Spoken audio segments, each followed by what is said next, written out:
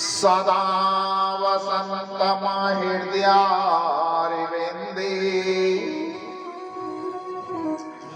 भवं भवानी सहितं नमामि।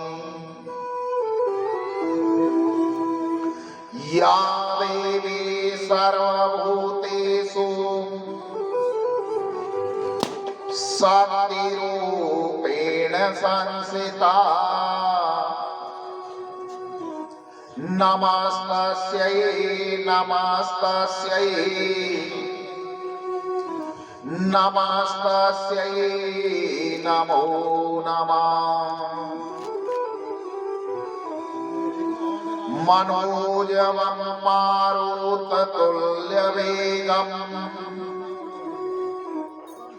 जितेन्द्रियं बुद्धिमतां वरिष्ठम् वातात्मजानवानरयूतमोख्यम् श्रीरामदूतं शरणं प्रपद्ये। शुक्लां ब्रह्म विचार सारे परिमां माद्यां जगत् व्यापिनी वीणां पुस्तक धारणीं अभयदाम् जाड्यान्धकारापहाम्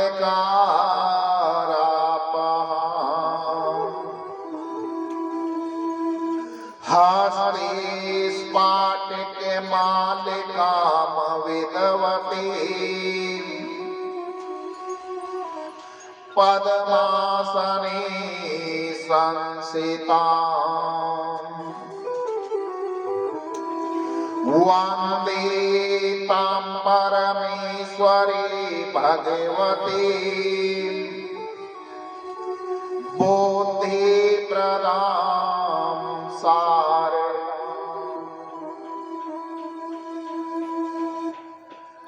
जय जय श्री राधा रमण, जय जय श्री नवले किशोर, जय गोपी चित चोर प्रभु, जय जय माखन चोर।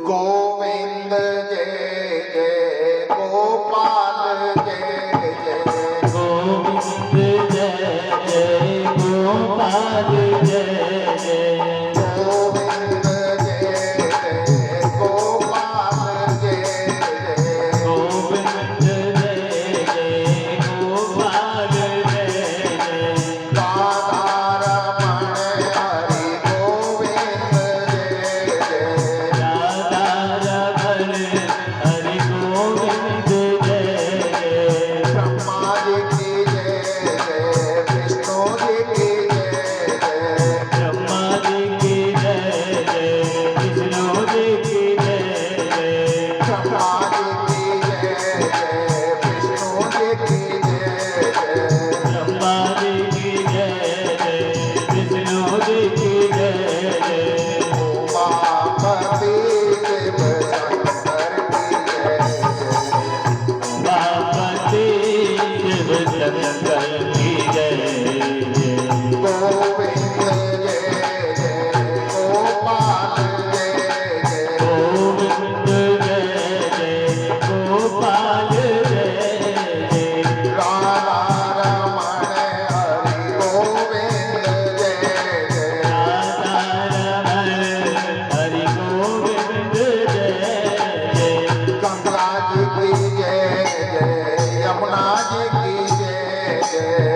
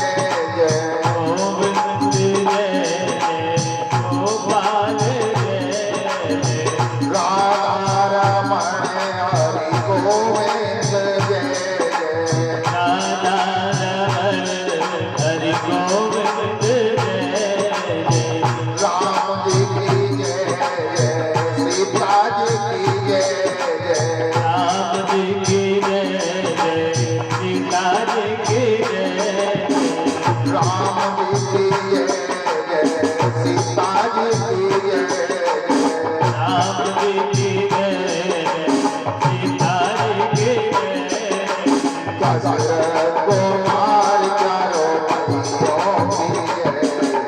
दशरथ कुमार चारों भाइयों की जय। गोविंद जय जय गोपाल जय जय। गोविंद जय जय गोपाल जय जय। राधा रमण हरि गोविंद जय जय। राधा रमण हरि गोविंद जय जय। राधा जी की जय जय लक्ष्मण जी की जय जय। राधा जी की जय जय लक्ष्मण जी की जय जय। और मोकटे बंसी वाले की जय जय। मोर मुकुट बंसी वाले की जय जय।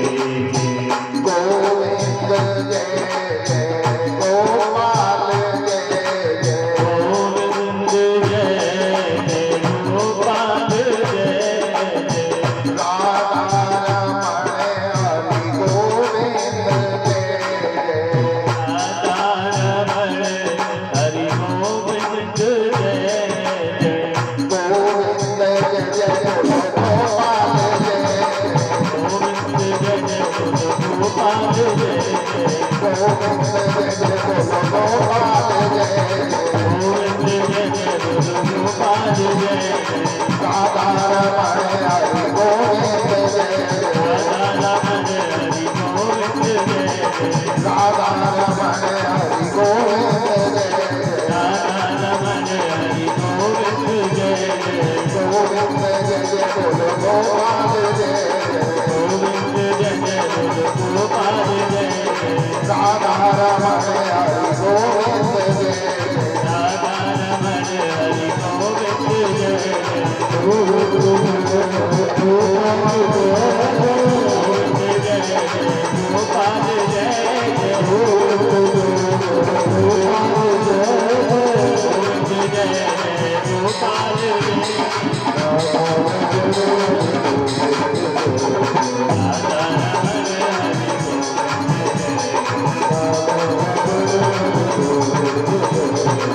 राधा रमण हरि गोविंद जय। राधा रमण हरि गोविंद जय।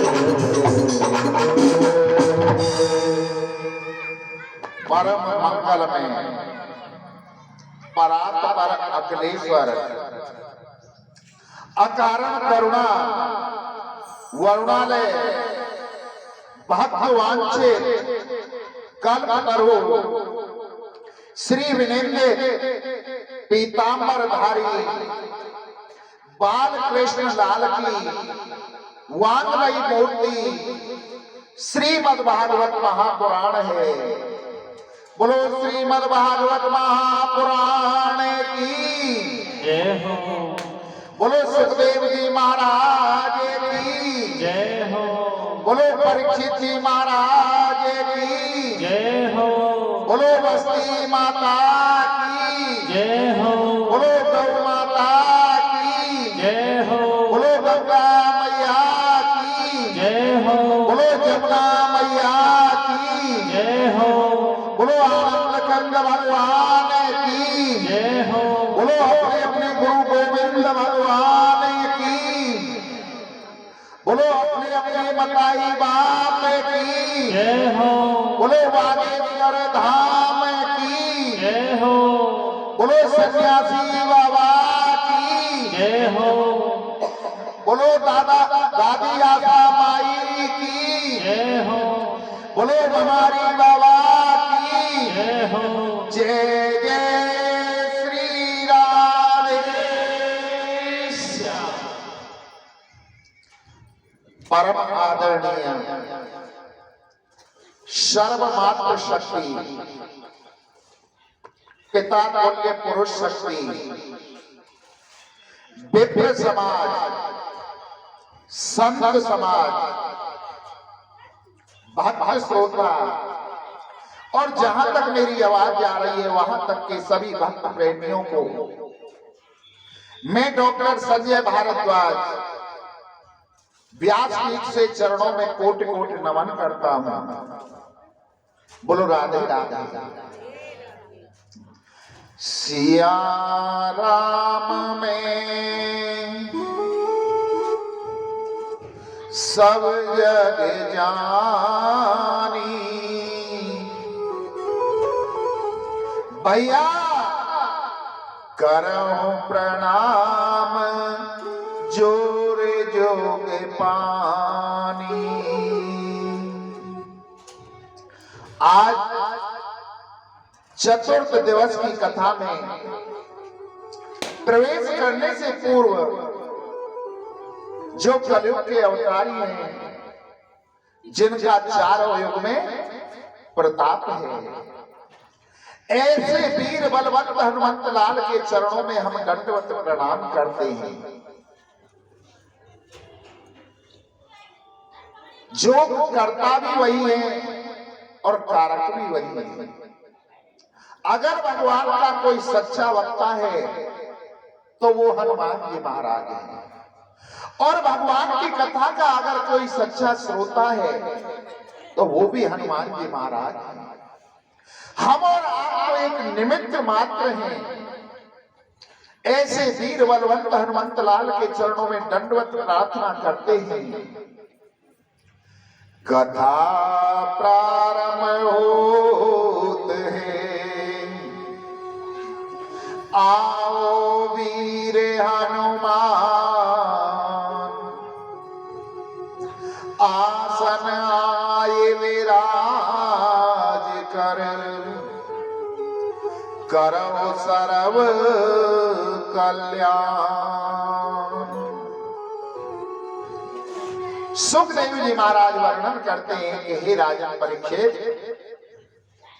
वैसे तो भगवान के 24 के 24 अवतार वंदनीय हैं, परंतु मानव जीवन से जो अधिक जुड़े हुए हैं वो दो चरित्र हैं। राम कृष्ण दो एक हैं, अंतर नहीं निमेष, इनके नैन गंभीर हैं, उनके चपल विशेष। राम और कृष्ण के अंदर जरा भी अंतर नहीं है। राम के नैनों में गंभीरता है, कृष्ण के नैनों में चपलता है। जब तक हम जीवन में राम कथा को नहीं उतारेंगे तब तक कृष्ण कथा हमारी समझ में नहीं आएगी। राम कथा एक ऐसी कथा है जिससे पता चलता है हमें कि हमें भाई का भाई के प्रति क्या प्रेम होता है, पुत्र का पिता के प्रति क्या दायित्व होता है, और पिता का पुत्र के प्रति क्या स्नेह होता है। जब हम रामायण को पढ़ते हैं तो उससे हमें ये शिक्षा प्राप्त होती है। श्री सुखदेव जी के इतने वचनों को सुनकर के राजा परीक्षित हाथ जोड़ करके कहने लगे कि हे गुरुवर, आप मुझे राम कथा सुनाओ ना। तो सुखदेव जी महाराज कहने लगे कि हे परीक्षित, हम तुम्हें संक्षिप्त रूप में राम कथा सुनाएंगे।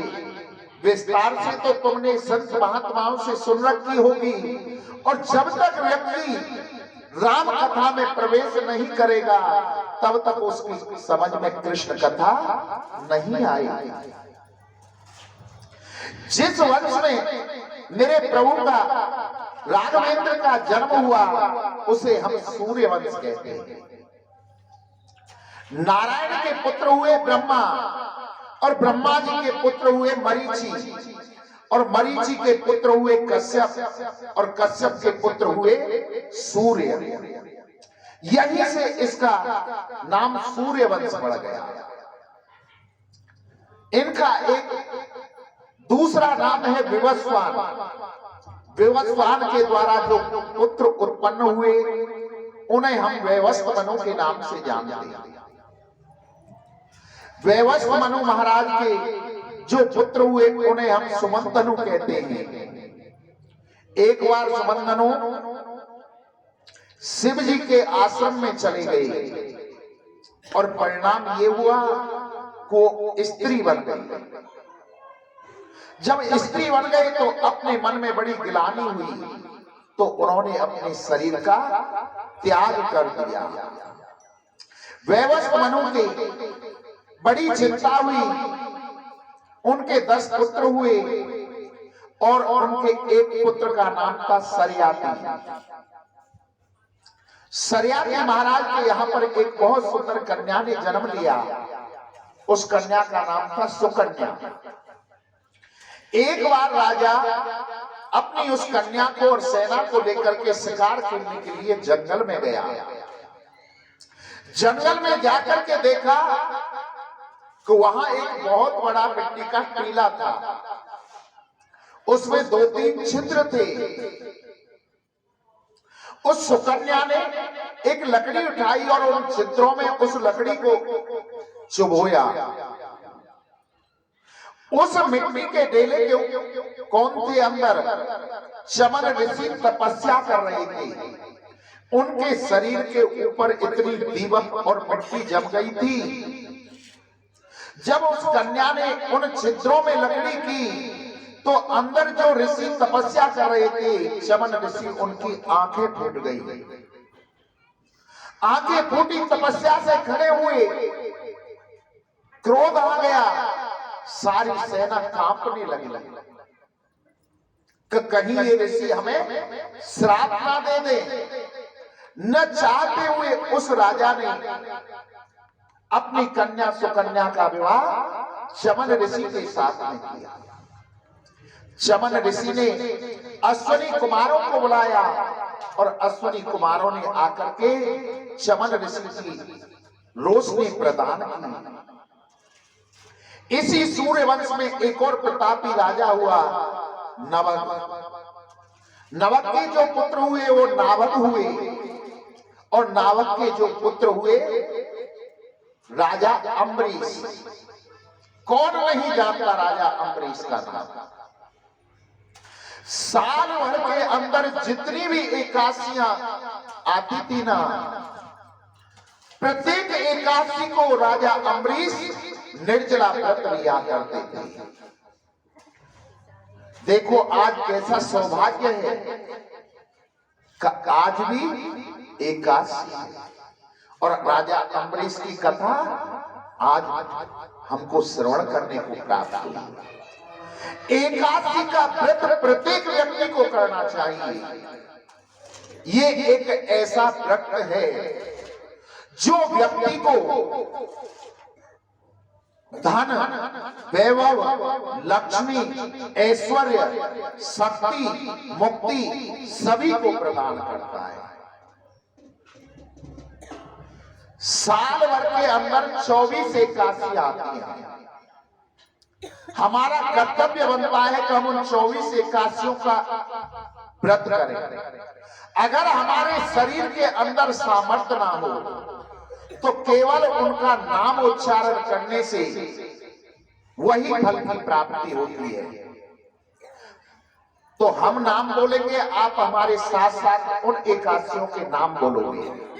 उत्पन्ना, मोक्षदा, सफला, पुत्रदा, सत्यला, जया, विजया, आमल की, पाप मोचनी, कामदा, वरुथनी, मोहिनी, अपरा, निर्जला, योगिनी, देवसैनी, पवित्रदा, पुत्रदा, अजा, परवर्तनी, इंद्रा, पाशांकुशा, रमा, देवोत्थायिनी।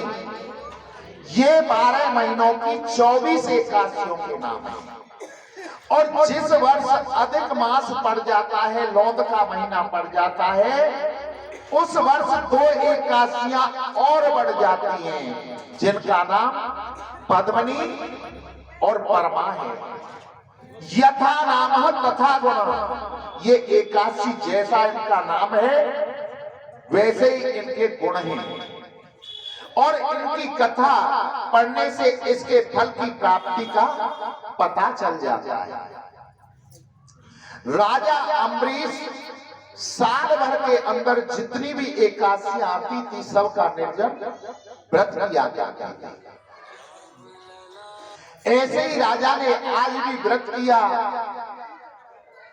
और द्वादशी के दिन राजा अम्बरीश के यहां पर दुर्वासा ऋषि पधारे। दुर्वासा ऋषि को देखकर राजा अम्बरीश ने कहा, अहो भाग्य हमारे, जो संत द्वार पधारे, हमारे अहो भाग्य हैं जो एक संत ब्राह्मण हमारे द्वार पर पधारा है। हे महाराज, हमने एकादशी का व्रत किया, आज द्वादशी है, ब्राह्मण को भोजन करा करके हम अपना परायण करेंगे तो उसका तो फल ही अलग प्राप्त होगा। संत दुर्वासा भी कहने लगे कि हे राजन, एकादशी का व्रत तो हमने भी किया है, तुम एक काम करो, तैयारी करो भोजन की। हम नदी के किनारे पर संध्या वंदन करके आ रहे हैं। कह करके दुर्वासा जी वहां से चले जाते हैं। और कई बार क्या होता है कि द्वादशी वाले दिन, द्वादशी कुछ ही क्षण को रहती है, त्रयोदशी लग जाती है, और जिन्होंने एकादशी का व्रत किया है उन्हें द्वादशी में परायण कर लेना चाहिए, नहीं तो त्रयोदशी में व्रत परायण नहीं होता। ऐसा उस दिन भी हुआ कि द्वादशी कुछ ही क्षण थी और संत दुर्वासा अभी तक आए नहीं। राजा अम्बरीश गुरु ब्राह्मणों के पास गया और हाथ जोड़ करके विनती करने लगा कि हे प्रभु, हे गुरुवर, मेरा मार्गदर्शन करो, मैं करूं तो करूं क्या?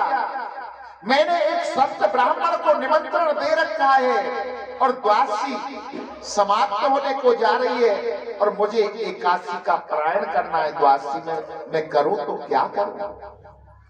गुरु ब्राह्मणों ने कहा कि हे राजन, तुम भगवान के चरणों का चरणामृत ले लो, चरणोदक ले लो, उससे अपना परायण कर लो, और जब राजा तुम्हारे पास में संत दुर्वासा आ जाए, उन्हें भोजन करा करके स्वयं भोजन कर लेना, तुम्हारा परायण भी हो जाएगा और तुम्हें दोष भी नहीं लगेगा। गुरु ब्राह्मणों की ऐसी वाणी सुन करके राजा अम्बरीश जल लेकर के भगवान के चरणों का चरणामृत लेकर के परायण करने को हुआ तो संत दुर्वासा वहां पर आ जाते हैं और कहा कि हे राजन, मुझे निमंत्रण देकर के तू परायण करने जा रहा है। अपनी जटाओं में से एक केस उखाड़ा और पृथ्वी पर दे करके मारा तो कृत्या नाम की राक्षसी उत्पन्न हो जाती है, और वो कृत्या नाम की राक्षसी राजा अम्बरीश को मारने के लिए चलती है। राजा अम्बरीश हाथ जोड़ करके कहते हैं, अगर मैंने संत और भगवान में कोई अंतर समझा हो तो ये कृत्या मुझे जलाकर भस्म कर दे। हे भगवान विष्णु, आप ही न्याय करिए। इतना कहा कि भगवान विष्णु का सुदर्शन चक्र वहां पर प्रकट हो जाता है और उस सुदर्शन चक्र ने कृत्या को जला करके भस्म कर दिया। और राजा अम्बरीश के यहाँ पर जो संत दुर्वासा पधारे हुए थे उनकी तरफ वो चक्र चलने लगा। आगे आगे संत दुर्वासा और पीछे पीछे सुदर्शन चक्र। दुर्वासा जी कैलाश पर्वत पर पहुंचे और जाकर के कहने लगे कि हे भोले बाबा, हे भोले बाबा, हमें बचाओ, हमें बचाओ। भोलेनाथ ने कह दिया कि ये हमारा अस्त्र नहीं है, आप यहां से अन्य स्थान पर जाओ, हम आपकी रक्षा नहीं कर सकते। कैलाश से ब्रह्मलोक में गए ब्रह्मा जी के पास में और जाकर के कहने लगे कि हे ब्रह्मदेव, हमारी रक्षा करो, हमारी रक्षा करो। ये चक्र हमें जला करके भस्म कर देगा। ब्रह्मा जी ने भी कह दिया, हे संत दुर्वासा, हमारी कोई ताकत नहीं है कि हम इससे आपकी रक्षा कर सकें। ये सुदर्शन चक्र है विष्णु जी का, विष्णु जी के पास में जाओ, वही तुम्हें बचा सकते हैं, अन्यथा कोई नहीं। वहां से विष्णु लोक को चल देते हैं। मार्ग में नारद जी मिलते हैं। नारद जी ने संत दुर्वासा से पूछा, क्यों दुखी हो? बोले, पीछे सुदर्शन चक्र आ रहा है, ये जला करके हमें मार देगा, भस्म कर देगा।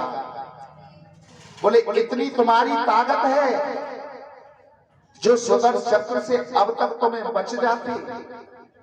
अब तो नारद जी की बात सुन करके संत दुर्वासा का दिमाग और ज्यादा खराब हो गया कि मारता है नहीं और पीछा छोड़ता नहीं है, पीछे लगा हुआ है, करें तो करें क्या? बोले, विष्णु भगवान के पास में जाओ।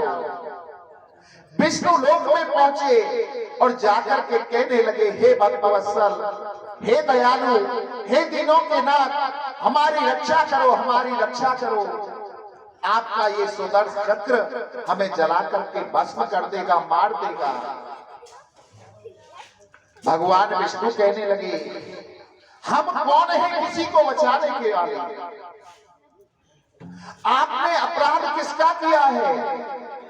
मेरे भक्त का मेरा अपराध नहीं किया, और मैं तो भक्तों के आधीन हूं। अहम भक्तो पराधीनो हास्यगात्र इव त्वजा साधु निर्वस्तहृदय भक्तये भक्तजना प्रिय। अहम भक्त पराधीनो, मैं तो भक्तों के अधीन हूं। मेरे भक्त मुझे जहां बैठा देते हैं, जैसा नाच नचाते हैं, मैं उन भक्तों के लिए वैसा ही नाच नाचता हूं। मेरी कोई ताकत नहीं मैं तुम्हें क्षमा कर सकूं। तुमने अपराध मेरे भक्त का किया है संत दुर्वासा, अम्बरीश का तुमने अपराध किया है, उसका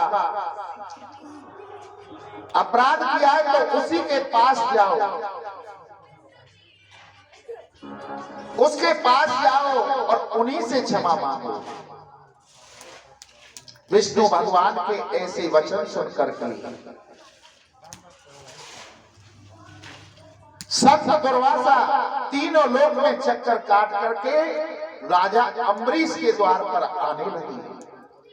और राजा अम्बरीश आज भी उस जल को लेकर के अपनी हथेली पर खड़ा है। 1 वर्ष हो गया। मन में प्रतिज्ञा कर रखी है कि जब तक संत दुर्वासा को भोजन नहीं करा दूंगा, तब तक ये मैं जल भी आचमन नहीं करूंगा। संत दुर्वासा उनके द्वार पर आते हैं और राजा अम्बरीश से क्षमा मांगना चाहते हैं कि उससे पहले राजा अम्बरीश संत दुर्वासा के चरणों में गिर जाते हैं। कहा कि संत महात्मा, हे गुरुवर, मुझे क्षमा करो, मुझे क्षमा करो। संत दुर्वासा कहने लगे, पहले मेरी रक्षा इस सुदर्शन चक्र से करो। दुर्वासा जी बीच में खड़े हो गए और कहा कि मैंने भक्त और भगवान में या संत और भगवान में, गुरु और भगवान में कोई अंतर समझा है, तो हे सुदर्शन चक्र, पहले आप मुझे मारो, पीछे संत दुर्वासा को मारो। सुदर्शन चक्र वहीं शांत हो जाते हैं और विष्णु लोक को चले जाते हैं। संत दुर्वासा जी को भोजन कराया। संत दुर्वासा बहुत सारे आशीर्वाद देकर वहां से चले जाते हैं। सूर्यवंश में एक और प्रतापी राजा हुआ, युवस्वान। सूर्य वंश की एक विशेषता रही है, सूर्य नारायण से लेकर के और भगवान राम के जन्म तक आप दृष्टि डाल करके देखो, सूर्य वंश में जब भी कोई बालक हुआ कामेष्टि यज्ञ करना पड़ा, तब जाकर के पुत्र उत्पन्न हुआ। और चंद्रवंश की ये विशेषता रही है, चंद्रमा से लेकर के और कृष्ण द्वारकाधीश तक के जीवन पर दृष्टि डाल करके देख लो, जिसकी भी शादी हुई उसी की शादी में झगड़ा हुआ। ये विशेषता रही है। युवस्वान राजा के कोई संतान नहीं थी, अपने गुरु वशिष्ठ जी के पास गए और कहने लगे, गुरु जी संतान नहीं है, क्या करें? बोले कामेष्टि यज्ञ करो तो तुम्हें संतान होगी। राजा ने कामेष्टि यज्ञ किया, 2 कलशों की स्थापना की, एक रानी के लिए, एक राजा के लिए। राजा को रात्रि में प्यास लगी और अंधेरा होने के कारण जो रानी का कलश था वो राजा ने पी लिया। प्रातः होने पर वशिष्ठ जी ने कहा कि हे राजन, गड़बड़ कर दी, तुमने रानी वाला जल पी लिया है, अब गर्भ तुम्हारे धारण होगा, गर्भ तुम्हारे रहेगा। राजा के गर्भ रह गया, पेट चीर कर उस बालक को निकाला। अब उस बालक को दूध कौन पिलाए, समस्या। स्वर्ग लोक से इंद्र आए और इंद्र ने अपनी तर्जनी उंगली को उस बालक के मुंह में डाला और उसे दुग्ध पान कराया। उस बालक का नाम मानधाता हुआ। मानधाता के पुत्र मुचकंद हुए, जिनका उद्धार द्वापर में जाकर के होता है। मानधाता के वंश में आगे चल के त्रिपुंस हुए, फिर राजा हरिश्चंद्र हुए। कौन नहीं जानता राजा हरिश्चंद्र को, जिन्होंने सत्य के कारण अपने पुत्र, स्त्री, बेटा सबको बेच दिया और सत्य में पूर्णतः सफल होकर वैकुंठ को प्राप्त किया। उसके बाद में इसी वंश में आगे चल करके बाहुक हुए। इनकी 2 पत्नियां थी, एक पत्नी को संतान नहीं थी तो वो रानी दुखी थी। राजा ने यज्ञ किया, यज्ञ भगवान स्वयं चरु लेकर के उत्पन्न हुई। तो राजा ने अपनी रानी को वो चरु दी, खीर दी खाने के लिए। अन्य जो रानियां थी वो जलने लगी। उस बालक को नष्ट करने के लिए उन्होंने उसे जहर दे दिया। गुरु वशिष्ठ जी ने अपने मंत्र शक्ति के कारण उस बालक को बचा लिया और वो बालक अपने सिर पर जहर रख करके पैदा हुआ। तो उस बालक का नाम सगर पड़ गया। सगर पड़ गया। सगर के 2 पत्नियां थी, सुमिति और केसनी। सुमिति और केसनी जो पत्नियां थी, केसनी के हुए असमंजस और सुमिति ने एक मांस के पिंड को जन्म दिया। अब मुझे अपने आप पर क्रोध होने लगा कि मेरे गर्भ से मांस का पिंड जन्म हुआ है। तो उसने गड़सा लिया और गड़सा से उस पिंड के टुकड़े करने प्रारंभ किए। इतने टुकड़े किए, इतने टुकड़े किए, 60,000 टुकड़े। विधाता की, परमात्मा की लीला देखो कि वो जो 60,000 टुकड़े किए थे, उन सब में प्राण आ गए और वो बालक बन गए, जीव बन गए। सगर का परिवार कितना बड़ा हो गया, 60,000 पुत्र हो गए अपने सगर महाराज। उन्होंने अश्वमेध यज्ञ किया। उस अश्वमेध यज्ञ में से इंद्र आकर घोड़ा को चुरा ले गया और ले जाकर के उसे कपिल देव जी के आश्रम में बांध दिया। सगर के जो 60,000 पुत्र थे उन्होंने घोड़े को ढूंढना प्रारंभ किया, इतना ढूंढा, जमीन को खोदना प्रारंभ कर दिया। आखिर घोड़ा गया तो गया कहां? पहले समुद्र छोटे थे, समुद्रों को खोदना प्रारंभ कर दिया, समुद्र से अथाह सागर बना दिया समुद्रों को, परंतु फिर भी घोड़ा नहीं मिला। अंत में कपिल देव जी के आश्रम पर पहुंचे तो वहां घोड़ा बना हुआ पाया। सगर के पुत्रों ने सोचा कि ये मुनि ही घोड़ा को चुरा करके लाए हैं। कपिल मुनि को मारने के लिए दौड़े।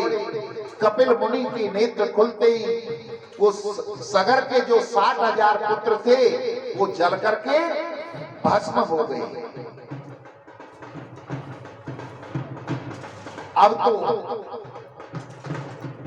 सूचना सगर जी महाराज के पास पहुंची तो उनकी जो दूसरी पत्नी से अंशमान पैदा हुए थे उनसे कहा कि बेटा इनकी मुक्ति का कोई उपाय देखो, तुम्हारे 60,000 भाई भस्म हो गए। बोले कि ये तो गंगा जी से ही कर सकते हैं, अगर गंगा मैया आकर के इनको छू ले तो इनकी मुक्ति हो जाएगी। अब तो अंशुमन जी तपस्या करने के लिए गए, गंगा जी को लाने के लिए गए। लाने की तो बात बहुत दूर की रही, दर्शन भी नहीं कर पाए। उनके बाद में दलीप महाराज उनके पुत्र गए, परंतु दलीप जी नहीं लाए। उनके पश्चात उनके पुत्र भागीरथ जी गए और भागीरथ जी ने जाकर के इतनी तपस्या की कि गंगा को प्रसन्न कर दिया। गंगा आखिर कहां थी? कल की कथा में अगर ध्यान से आपने सुना हो तो गंगा की उत्पत्ति बताई गई थी। कल बताओ किसी ने अगर सुनी है ध्यान से कल की कथा, तो गंगा कहां थी? वामन भगवान के चरणों को धो करके ब्रह्मा जी ने अपने कमंडलों में भर लिया था। अब गंगा मैया कहने लगी कि मैं तुम्हारे साथ में चल तो दूंगी, परंतु जब मैं आकाश मार्ग से पृथ्वी पर जाऊंगी तो मेरा वेग इतना होगा कि पृथ्वी रसातल में चली जाएगी, मेरे वेग को सहन नहीं कर पाएगी। बोले तो फिर क्या करें? कि भोले बाबा को प्रसन्न करो। भोले बाबा की तपस्या की, भोले बाबा प्रकट हो गए। बोले भागीरथ कहो क्या बात है? कि महाराज मैं गंगा को पृथ्वी पर लाना चाहता हूं और गंगा कह रही है कि मैं रसातल में मेरे जाने से पृथ्वी रसातल में चली जाएगी, आप गंगा को संभालिए। तो भोले बाबा ने अपनी जटाओं को फैला दिया। बोले आप गंगा को लेकर के आओ, हम जटाओं में धारण कर लेंगे। अब तो सप्तलोक में आई, ध्रुव लोक में आई और वहां से सीधी भगवान शंकर की जटाओं में आ गई। जटाओं से हिमालय पर्वत पर आई। आगे आगे भागीरथ जी चल रहे हैं और उनके पीछे पीछे गंगा मैया चल रही है। हम भी इस कथा के माध्यम से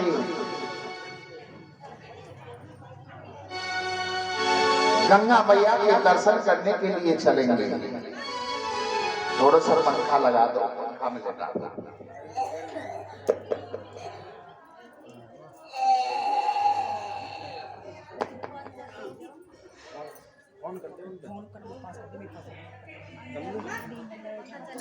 पप्पू को नंबर हो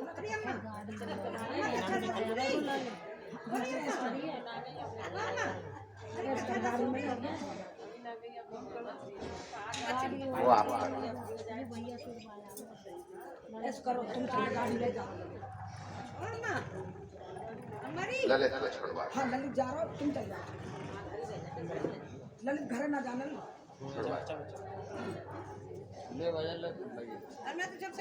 गंगा दुर्गा मैया की जय।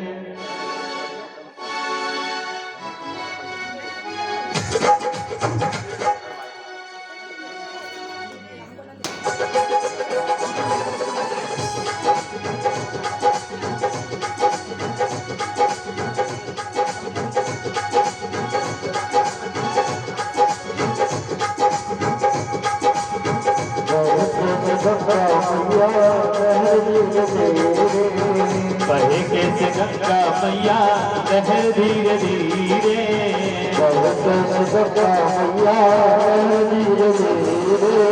बहे कैसे गंगा मैया लहर धीरे धीरे। लहर धीरे धीरे लहर धीरे धीरे।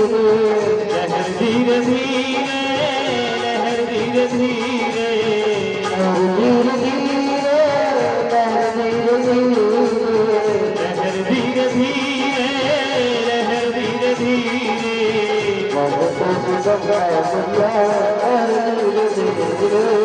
बहे कैसे गंगा मैया लहर धीरे धीरे।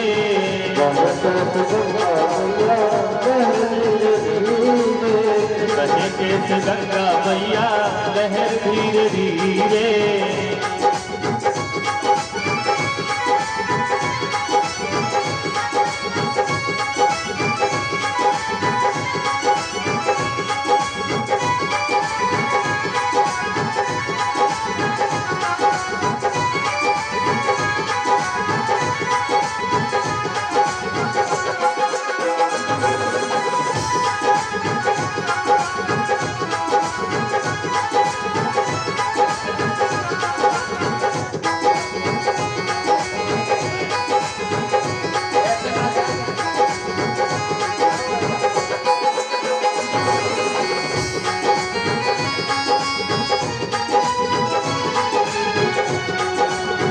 हरिद्वार में कैसी शोभा है माता।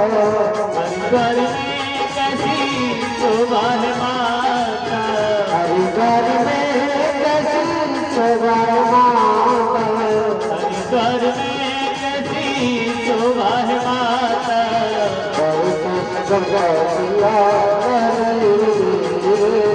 बहे कैसे गंगा मैया लहर धीरे धीरे।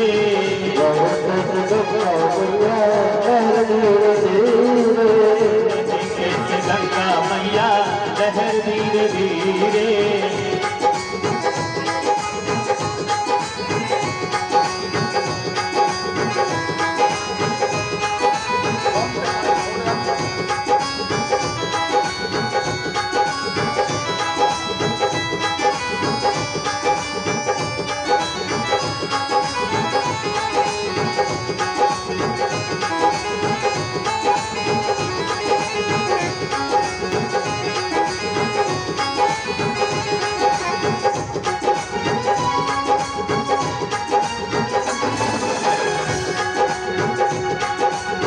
बड़े भाग्य के दो तेरे सहारे।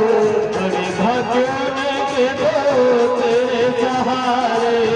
बड़े भाग्य के दो तेरे सहारे। बड़े भाग्य के दो तेरे सहारे।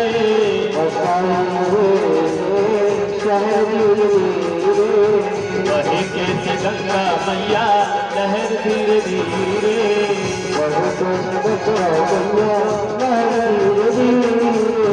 बहे कैसे गंगा मैया लहर धीरे धीरे।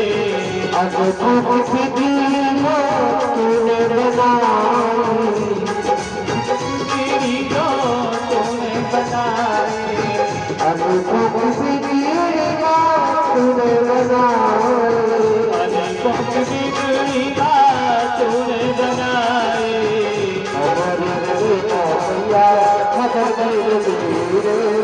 हमारी मिलेगा मैया खबर धीरे धीरे। हमारी मिलेगा मैया खबर धीरे। बहे कैसे गंगा मैया लहर धीरे धीरे। लहर धीरे धीरे लहर धीरे धीरे। लहर धीरे धीरे हाँ लहर धीरे धीरे।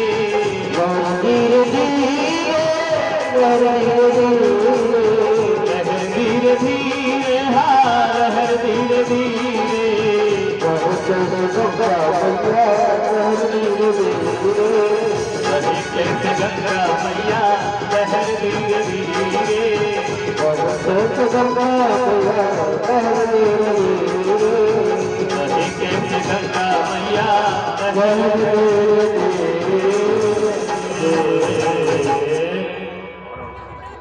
गंगा मैया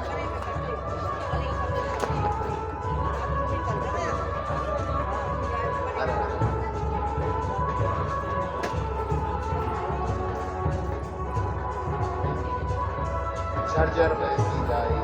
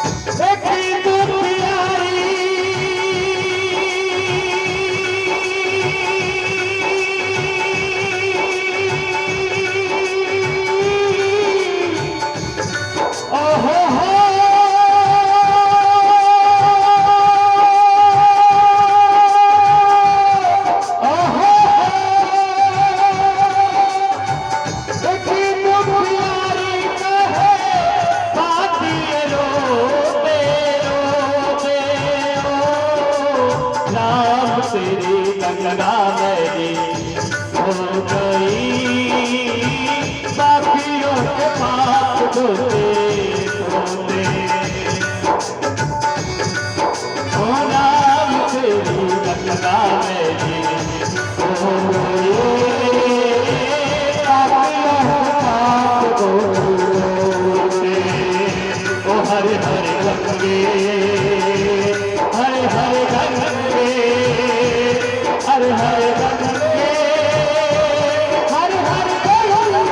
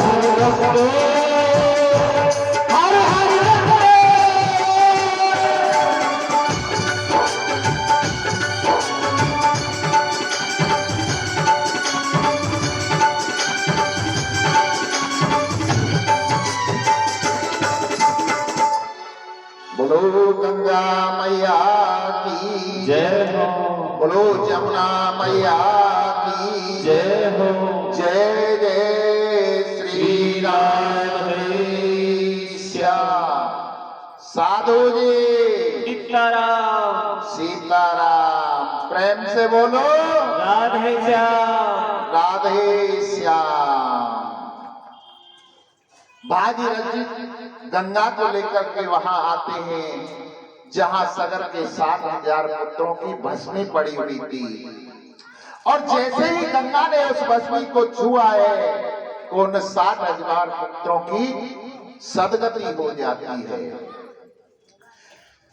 श्री सुखदेव जी महाराज वर्णन करते हैं भागीरथ के वंश में आगे चल के खटवांग हुए और खटवांग के दीर्घ बाहु हुए और दीर्घ बाहु के रघु हुए।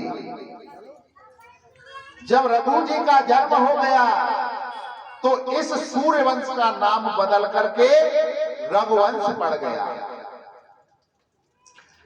कई पीढ़ियों के बाद में इसमें राजा दशरथ का जन्म हुआ। श्री सुखदेव जी वर्णन करते हैं कि हे राजन,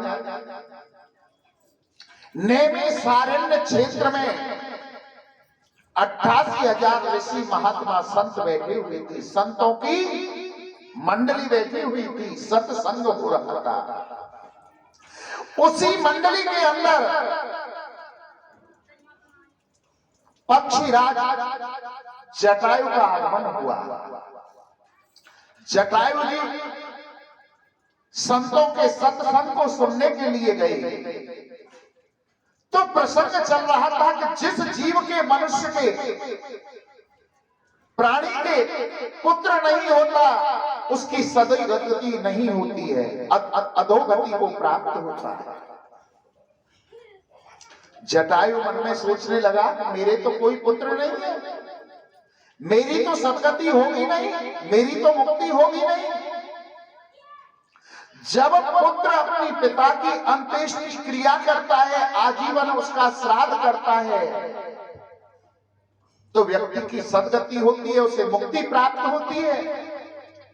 जटायु संतों की ऐसी वाणी सुनकर के रोने लगे, झरझर उनसे आंसू बह रहे और मन में सोच रहे हैं कि मेरे तो कोई संतान ही नहीं है, मेरी तो गति ही नहीं होगी, मेरी तो मुक्ति ही नहीं होगी। और उन संतों के सत्संग को सुन रहे। आगे प्रसंग आया त्रेता युग में राजा दशरथ के यहाँ पर भगवान राम का जन्म होगा। अगर कोई भगवान राम के जन्म के दर्शन कर लेगा, राम के दर्शन कर लेगा तो उसकी मुक्ति हो जाएगी। जटायु को, गिद्धराज को तसल्ली हुई कि मैं राम के दर्शन करूंगा तो मेरी मुक्ति हो जाएगी। गिद्धराज जटायु वहां से आ गया और वन में तपस्या करने बैठ गया। दीर्घ आयु रघुवंश में महाराज दशरथ का जन्म हुआ। केवल 16 वर्ष की अवस्था थी। 16 वर्ष की अवस्था में ही राजा दशरथ ने चक्रवर्ती की उपाधि प्राप्त कर ली थी। और जब 20 वर्ष के हुए तो मन में सोचा कि चलो स्वर्ग लोक चलते हैं। हमने सुना है स्वर्ग लोक में नवग्रह रहते हैं, नवग्रहों के दर्शन करके आया। शादी अभी तक हुई नहीं थी। दशरथ जी महाराज इंद्र के पास पहुंचते हैं। इंद्र ने बड़ा स्वागत किया दशरथ जी महाराज का कि महाराज पधारो। बोले हम यहाँ पर नवग्रहों के दर्शन करने के लिए आए हैं इंद्रदेव, आप हम पर कृपा कीजिए, हमें नवग्रहों के दर्शन कराओ। इंद्रदेव राजा दशरथ को सूर्य नारायण के यहाँ लेकर गए, चंद्रमा जी के यहाँ लेकर गए, मंगल जी के यहाँ लेकर गए, बुद्ध जी के यहाँ लेकर गए, गुरु बृहस्पति जी के यहाँ लेकर गए, शुक्राचार्य जी के यहाँ लेकर के गए, राहु के यहाँ लेकर के गए और केतु के यहाँ। बोले महाराज दर्शन कर लिए? बोले अभी तो 8 ही दर्शन किए हैं और मैंने सुना है यहाँ नवग्रह हैं, 9 ग्रह हैं, आपने तो मुझे 8 के ही दर्शन कराए। बोले महाराज उसके दर्शन ना करो तो ही अच्छा है, शनिदेव बच गए। बोले ऐसा तो हो ही नहीं सकता है, पृथ्वी लोक से और इस स्वर्ग लोक में मैं नवग्रहों के दर्शन करने के लिए आया हूं और आप कह रहे हैं कि बगैर दर्शन के लौट जाऊं, तो ये तो हो नहीं सकता। बोले अच्छा तो चलो हमारे साथ में। शनिदेव के द्वार पर पहुंचे, जाकर के दरवाजा खटखटाया। शनिदेव ने अंदर से पूछा कौन? बाहर से आवाज गई कि मैं इंद्रदेव। बोले महाराज आपके लिए का दरवाजा बंद रहता है, आप तो कभी भी आ सकते हो, आ जाओ। बोले केवल मैं नहीं हूं, मेरे साथ में पृथ्वी लोक से राजा दशरथ आए हैं आपके दर्शन करने के लिए। शनिदेव ने कहा फिर तो रुक जाओ। शनिदेव अपने सिंहासन से खड़े हो गए और खड़े होकर का अपने मुखमंडल दीवार की तरफ कर लिया, पीठ फेर दी। बोले अब आप आ जाइए। इंद्रदेव दशरथ जी को लेकर के शनिदेव के मकानों में प्रवेश करते हैं, महलों में प्रवेश करते हैं। बोले महाराज कर लीजिए दर्शन। बोले क्या दर्शन कर ले?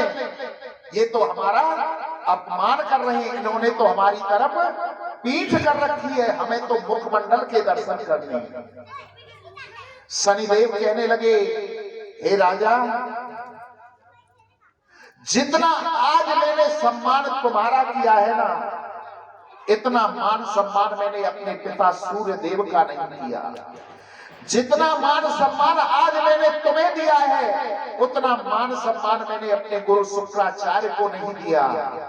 बोले क्या मान सम्मान दिया? हमारी तरफ तो आपने पीठ कर रखी है, आप हमें मुख दिखाओ। बोले हे राजन, मेरी दृष्टि के सामने कोई टिक नहीं सकता, तुम्हारी तो ताकत क्या है। जैसे ही शनिदेव ने अपने मुखारबंद को घुमाया है, मुखमंडल को, शनिदेव के दर्शन नहीं कर पाए राजा दशरथ। स्वर्ग लोक से पृथ्वी की ओर लुढ़क पुढ़क होकर के गिरते हुए आ रहे हैं। और जंगल में वो गिद्धराज जटायु, जिसने संतों की वाणी सुनी थी, वो आकाश की तरफ देख रहा है। जटायु की दृष्टि अपार होती है। तो कब त्रेता आएगा, कब राजा दशरथ के यहाँ राम का जन्म होगा। देख रहा था कि आकाश मार्ग से कोई जीव पृथ्वी की तरफ गिरा हुआ आ रहा है। उस गिद्धराज जटायु ने अपने पंखों पर राजा दशरथ को बचा ले लिया, पृथ्वी पर नहीं गिरने दिया है। उसके प्राणों की रक्षा की और उसे छायादार वृक्ष के नीचे लगाया और अपने पंखों से उसकी हवा करने लगा। जब राजा दशरथ को होश आया और देखा कि एक हिंसक प्राणी ने मेरे प्राणों की रक्षा की है, जो मांस का भक्षण करता है जीव, उसने मुझे बचाया है। बोले गिद्धराज, तुम जो मांगो सो मैं तुम्हें दूंगा। जटायु कहने लगा कि भैया हमें तुम्हारा कुछ नहीं चाहिए, तुम जाओ। कि तुमने किसी साधारण व्यक्ति के प्राण नहीं बचाए हैं, तुमने एक राजा के, महाराजा के प्राण बचाए हैं। बोले होगा राजा महाराजा अपने घर का, हमें कुछ नहीं चाहिए, तू यहाँ से चला जा। बोले मैं ऐसा वैसा राजा नहीं हूं, मैं चक्रवर्ती राजा हूं, अयोध्या का राजा हूं, दशरथ मेरा नाम है। जब जटायु के कानों में गई कि अयोध्या के राजा दशरथ, तो संतों की वाणी ज्ञात हो गई कि अयोध्या में राजा दशरथ के यहाँ भगवान राम का जन्म होगा। जो उनके दर्शन कर लेगा उसकी मुक्ति हो जाएगी। बोले राजन, तुम मुझे देना ही चाहते हो तो पहले मुझे वचन दीजिए कि जो मैं मांगूंगा वो तुम दोगे। दशरथ महाराज जी ने वचन दे दिया, रघुकुल रीत सदा चले आई, प्राण जाए पर वचन न जाई। कि हे गिद्धराज, मैं तुम्हें वचन देता हूं, मेरे प्राण चले जाएंगे परंतु मैं अपने वचन से नहीं उतरूंगा। गिद्धराज कहने लगा जटायु कि हे राजन, जब तुम्हारे संतान होना पहला पुत्र हो उस पुत्र को मुझे दे देना। जटायु की बात सुनकर के राजा दशरथ हंसने लगे। अरे गिद्धराज जटायु, तुमने मांगा भी तो क्या मांगा? अभी तो मेरी शादी ही नहीं हुई है, पता नहीं शादी होगी कि नहीं होगी। और मान लो शादी भी हो गई तो क्या पता पहला बेटा हो, बेटी भी तो हो सकती है। बोले अगर राजन तुम्हारे पुत्र हो तो दे देना, नहीं तो कोई बात नहीं। वचन देकर के राजा दशरथ अपनी अयोध्या में आ गया। और जितनी अवस्था राजा दशरथ की थी उतनी ही अवस्था लंकेश्वर रावण की थी। रावण भी तपस्या करने के लिए कैलाश पर जाता है। रावण जैसा कोई विद्वान नहीं हुआ है। इतना ज्ञाता था कि भविष्य को देख लेता था। रावण ने रावण संहिता लिखी है जिससे एक भविष्य फल देखा जाता है। रावण ने सोचा कि मैं देखूं तो सही मेरे भाग्य में क्या लिखा है, मेरी मृत्यु किसके द्वारा लिखी हुई है। तो अपने ललाट को पलट करके देखा, जब शीशों को काट काट करके भगवान शंकर को चढ़ा रहा था, कि तुम्हारी मृत्यु कौशल्यानंदन राजा दशरथ के पुत्र राम के द्वारा लिखी है। रावण ने सोचा कोई बात नहीं, इसका भी उपाय करूंगा। भगवान शंकर को प्रश्न किया, उनसे वर लिया, अपनी नाभि में अमृत लिया और अपनी लंका में लौट करके आ गया। और सोचने लगा कि राम का जन्म ही मैं नहीं होने दूंगा तो मेरी मृत्यु कहां से होगी। न बचेगा बांस, न बचेगी बांसुरी। जब बांस ही नहीं रहेगा तो बांसुरी कहां से बजेगी। रावण रात्रि में अयोध्या जाता है और राजा दशरथ का हनन कर लेता है, चुरा लेता है सोते हुए का। और चुरा करके उसकी कुक्षी में जो वीर्य था उसे खत्म कर देता है। बोले न इसके वीर्य रहेगा न इसके संतान होगी। और उसे एक मधुसा में बांध करके राजा दशरथ को समुद्र में फेंक देता है। कौशल्या को उठाता है, उसे भी एक मधुसा में बांध करके रावण समुद्र में फेंक देता है। परंतु विधाता को कुछ और ही मंजूर था। विधाता ने दोनों के प्राणों को बचा लिया और एक टापू पर ब्रह्मा जी ने स्वयं अपने मुखारविंद से राजा दशरथ और कौशल्या की शादी कराई। कौशल्या को लेकर के राजा दशरथ अयोध्या में आ जाते हैं। उसके बाद उनकी दो शादियां और होती हैं, एक कैकेयी के साथ में और एक सुमित्रा के साथ में। परंतु तीन तीन रानियां होने के बावजूद राजा के कोई संतान नहीं हुई। संतान कहां से हो? क्यों? कुक्षी में वीर्य ही नहीं था, और जब वीर्य ही नहीं था तो संतान कहां से हो? अब तो अपने जब बुढ़ापा आ गया, अपने गुरुजी वशिष्ठ जी के पास गए और जाकर के कहने लगे कि हे गुरुवर, ऐसा उपाय बतलाओ जिससे कि मेरी संतान हो जाए, मेरा वंश आगे चल जाए। बोले राजन, आप कामेष्टि यज्ञ करिए। श्रृंगी ऋषि को बुलाया, कामेष्टि यज्ञ किया। नारायण भगवान यज्ञ से प्रकट हुए चरु लेकर के। जैसे ही चरु लेकर प्रकट हुए उस समय वहां पर कौशल्या माता थी। राजा दशरथ ने उस चरु को कौशल्या को देना चाहा। उसी समय कैकेयी वहां आ जाती है। बोले मेरा भाग, उस चरु का आधा भाग करके कैकेयी को देना चाहा तो उसी समय एक चील वहां आ जाती है। और जैसे ही कैकेयी को दे रहे थे कि चील वो पात्र उठा करके ले गई और आकाश मार्ग से उड़ने लगी। जब उड़ती हुई जा रही थी पर्वत से ऊपर से, तो चील के हाथ से वो चरु छूट जाती है और कहां जाकर के गिरती है? माता अंजनी की हाथ। मां अंजना उसे प्रसाद समझकर पा लेती है, जिससे कि हनुमान जी का जन्म होता है। तभी तो कहा गया है तुम सम प्रिय भरत सम भाई, तुम मुझे भरत के समान भाई हो, राम जी के भाई ही हैं हनुमान जी महाराज।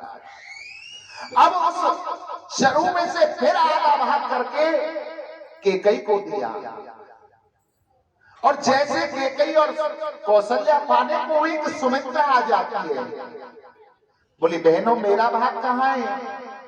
तो दोनों रानियों ने अपने अपने भाग में से आधा आधा भाग सुमित्रा को दिया। जो कौशल्या ने भाग दिया था सुमित्रा को, उससे लक्ष्मण जी का प्रादुर्भाव हुआ जो राम जी के साथ में लगे, और जो भाग केकई ने दिया था उससे शत्रुघ्न जी का प्रादुर्भाव हुआ जो भरत जी के साथ में लगे थे। चारों रानियां, तीनों रानियां गर्भवती हो गई। नौमी ते मधुमास पुनीता, शुक्ल पक्ष अवजित हरि प्रीता। चैत्र का महीना आ गया, नौमी तिथि आ गई, और सबसे पहले मेरे प्रभु ने शंख चक्र गदा वरमाला पहने हुए माता कौशल्या के महलों में दर्शन दिए विष्णु रूप में। तभी तो कहते हैं कौशल्या हितकारी। कहा कि हे माता हम तुम्हारे पुत्र बन करके आ गए। बोले इतना बड़ा पुत्र? आप तो पिता बन करके आए हो। कि मां तुम्हें ध्यान हो, तुमने पहले तपस्या की थी और तुमने कहा था चाहूं तुम ही समान सुत प्रभु सन कवन दुराब, कि मैं तुम्हारे समान ही पुत्र चाहती हूं। मैंने इस सारी सृष्टि में,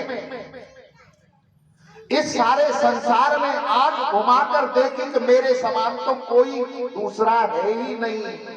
इसलिए आप सरस खोजो कहां जाई, नभ तन तय हों में आई। इसलिए मैं आपका पुत्र बन के नर बन करके आ गया। बोले ऐसा बेटा नहीं होता है, पहले आप छोटे बनिए कि मैया आप हमें बेटा कहो और हम आपको मैया कहेंगे, बस बन गए कि नहीं नहीं नहीं। पहले तो जो तुम्हारी ये 4 हाथ है इनमें से 2 हाथ हटाओ। बोले जब बेटा बनने आए हैं तो लो 2 हाथ हटा ले, 2 हाथ हटा लिए। बोले ठीक है मैया आप तो द्वार खोल दो। नहीं, 10 फुट का कहीं बेटा होता है, पहले छोटे बन गए, छोटे बन गए। बोले छोटे बन गए तो इन कपड़ा में तो उतारो, जब बालक होता है तो नंगा होता है। भगवान ने कहा मैया तुम बड़ी परेशान करो, कभी कहो 2 हाथ हटा, कभी कहे छोटा बनो, कभी कहे 2 नंगे हो जा। जब बोले बालक बनने आए तो नंगो है नहीं, कौन सी शर में नंगे हो जा। बोले नंगे हो गए तो अब रो तो सही, जब बालक होता है तो रोता है। माता पुने बोली सोमत डोली, तजहुतात ये रूपा, कीजे शिशु लीला अत प्रिय शीला, ये सुख परम अनुपा। अब तो छोटे हो गए, रूप को तज दिया है प्रभु ने। बोले रो तो सही, सुने बचन सुजाना, रोदन ठाना, होए बालक सुर भूपा। ये चरित जो गावई हर पद पावई, तेन परई भवकूपा। उधर आकाश मार्ग में सारे देवता खड़े हो गए दर्शन करने के लिए कि भगवान का दर्शन करेंगे। चंद्रमा सूर्य से कहता है भैया थोड़ा आगे बढ़ जाओ ना, आगे बढ़ जाओ, हम भी दर्शन कर लें। अब तो सूर्य अकड़ में आकर के कहने लगे नहीं, हमारे वंश में आए, हम नहीं आगे बढ़ेंगे। अब तो चंद्रमा बेचारे रोने लगे। प्रभु ने पूछा चंद्रमा जी तुम क्यों रो रहे हो? बोले आप जले पर नमक छिड़क रहे हो। एक तो सूर्य वंश में आए, दिन के 12 बजे आए, और अब भी पूछ रहे हो क्यों रो रहे हो? बोले तो चिंता क्यों करते हो? अब के दिन के 12 बजे आए, अगली बार रात के 12 बजे आ जाए। अब के सूर्यवंश में आए तो अगली बार चंद्रवंश में आ जाएंगे। बोले इस जीवन में मुझे क्या मिलेगा? बोले इस जीवन में मिलेगा मेरा राम नाम होगा, परंतु जब तक आप चंद्रमा मेरे साथ में नहीं जुड़ोगे मेरा पूरा नाम नहीं होगा। इसलिए प्रभु का पूरा नाम है श्री रामचंद्र भगवान। बोलो रामचंद्र भगवान की जय। अब तो अवधवासियों को जब पता चला कि प्रभु का प्रादुर्भाव हो गया है तो अवधवासी बधाई गाने लगे। क्या भय प्रकट कृपाला दीन दयाला कौशल हितकारी हरे सिद्ध महतारी मोने मोने अद्भुत रूप तारी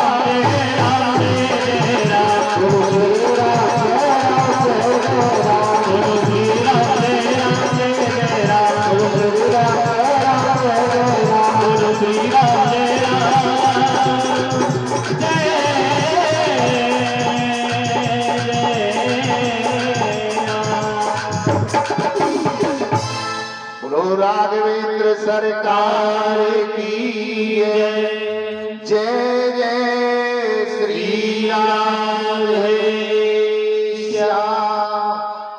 साधु जी सीताराम सीताराम, प्रेम से बोलो राधे श्याम। राधे श्याम। अरे लाला, भगवान को जन्म हुआ को ऐसी थोड़ा हो जाएगी, बधाई बजेगी भैया। जन्मे हैं चारों भैया, अवध में बाधे बजैया।